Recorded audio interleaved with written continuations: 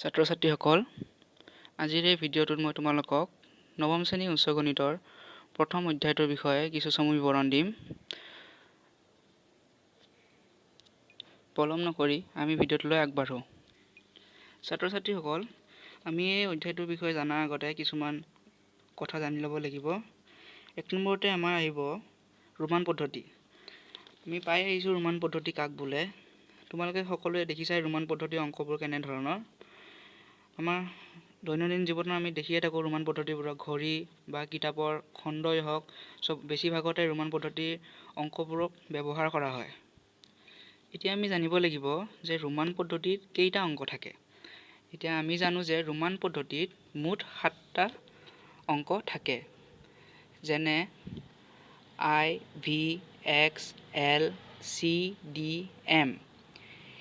ইয়াত I মানে 1, V মানে 5, X মানে 10, L মানে 50, C মানে 100, D মানে 500 আৰু M মানে 1000। এতিয়া আমি জানো যে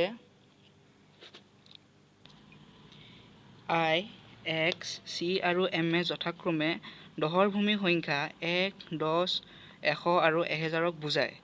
বাকী তিনিটা প্ৰতীক যিকেইটা হ'ল V, L আৰু D যথাক্ৰমে 5, 50 আৰু 500ক সূচাবলৈ ব্যৱহাৰ কৰা হয়। ৰোমান পদ্ধতিত লিখাৰ কিছুমান মূল নীতি নিয়ম থাকে, যেনে এক নম্বৰতে আছে এটা সৰু অংকক ডাঙৰ অংক এটাৰ সোঁহাতে বহুৱালে সৰু অংকটোৰ ডাঙৰটোৰ লগত যোগ হ'ব, কিন্তু বাওঁহাতে বহুৱালে সৰু অংকটো ডাঙৰ অংকটোৰ পৰা বিয়োগ হ'ব। যেনে আমি ইয়াতে দেখিছোঁ VI বুলি লিখিছোঁ মই। VI আমি মান জানো 6 হয়। কিয় 6 হয়? কাৰণ V মানে হ'ল 5 আৰু I মানে হ'ল 1। এতিয়া 5 + 1 = 6 হয়। সেইবাবে VI = 6 হয়। কিন্তু আমি যদি তাৰ উল্টাটো লিখোঁ, মানে IV বুলি লিখোঁ, এতিয়া IV আমি মান জানো যে 4 হয়। এতিয়া 4 এইটো কাৰণে হ'ল মই কৈছিলোঁ যে বাওঁহাতে বহুৱালে সৰু অংকটো ডাঙৰ অংকটোৰ পৰা বিয়োগ হ'ব। এতিয়া আইটো হ'ল সৰু আৰু ভিটো হ'ল ডাঙৰ, সেইবাবে 5ৰ পৰা 1 মাইনাছ দিলে 4 হয়। সেইকাৰণে IVৰ মান হ'ব 4। এতিয়া আমি 2 নম্বৰ নিয়মটো হ'ল, যদি এটা সৰু অংকক দুটা ডাঙৰ অংকৰ মাজত বহুওৱা হয়, তেন্তে সৰু অংকটো সদায় সোঁহাতৰ ডাঙৰ অংকটোৰ পৰাহে বিয়োগ হ'ব। যেনে XIV, X মানে তোমাৰ হ'ল 10 আৰু IV মানে আমি আগতে পাই আহিছোঁ 4 হয়। এতিয়া ইয়াতে আমি কি কৈছিলোঁ যে দুটা ডাঙৰ সংখ্যাৰ অংকৰ মাজত যদি এটা সৰু থাকে, তেতিয়া সদায় সোঁহাতৰ যোনটো অংক থাকিব তাৰ পৰাহে বিয়োগ হ'ব। সেইবাবে ইয়াতে 14 হৈছে। XIVৰ মান হ'ব 14। তেনেদৰে ইয়াতেও আছে XIX মানে 19 বুলি আমি জানো। 19টো কিয় হয়? কাৰণ দুটা ডাঙৰ অংক আছে, তাৰ মাজত এটা সৰু অংক থাকি গ'লে সেই সৰু অংকটোৰ সোঁহাতে যোনটো থাকিব তাৰ পৰাহে বিয়োগ হ'ব। সেইকাৰণে XIXৰ মান হ'ব 19। এতিয়া আমি 3 নম্বৰটোলৈ আগবাঢ়ো।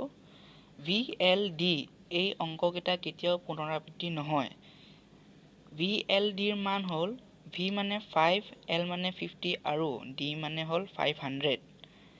এতিয়া আমি যদি লিখিবলৈ চেষ্টা কৰোঁ VV মানে 5, এতিয়া আমি জানো যে 10ৰ মান X, কিন্তু ইয়াতে আমি যদি লিখোঁ VV বুলি ভাবি কেনে যদি আমি 10 লিখিব খোজোঁ, তেতিয়া হ'লেও কেতিয়াও শুদ্ধ হ'ব নোৱাৰে। আমি লিখিলে X লিখিব লাগিব। 5 লিখিলে V ব্যৱহাৰ কৰা হয়, কিন্তু আমি VV দুবাৰ লিখি কেনে 10 লিখাৰ ব্যৱস্থা কৰিব নোৱাৰোঁ। সেই একেদৰে LLও আমি লিখিব নোৱাৰোঁ আৰু DDও লিখিব নোৱাৰোঁ। এইকেইটা এনেদৰে লিখিলে এইটো সদায় ভুল হয়। আমি চাম 4 নম্বৰটো VLD আৰু M। VLD আৰু M এই অংককেইটা কাৰোৰ পৰা বিয়োগ নহয়। যেনে আমি যদি লিখোঁ 95, এতিয়া 95 আমি VC বুলি কেতিয়াও লিখিব নোৱাৰোঁ। C মান হ'ল 100 আৰু 5 হ'ল V মানে হ'ল 5। এতিয়া আমি যদি লিখিবলৈ চেষ্টা কৰোঁ VC, যদি আমি ভাবোঁ 95ক আমি VC বুলি লিখি দিওঁ শুদ্ধ হ'ব, কিন্তু নহয়, এইটো ভুল হ'ব।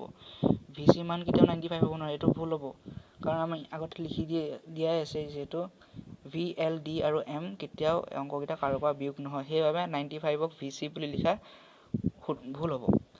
এতিয়া আমি 5 নম্বৰ নিয়মটোলৈ আহোঁ। কোনো এটা অংকৰ ওপৰত আঁচ টনা এডাল থাকিলে সেই অংকটোৰ মান 1000 গুণ বৃদ্ধি পায়।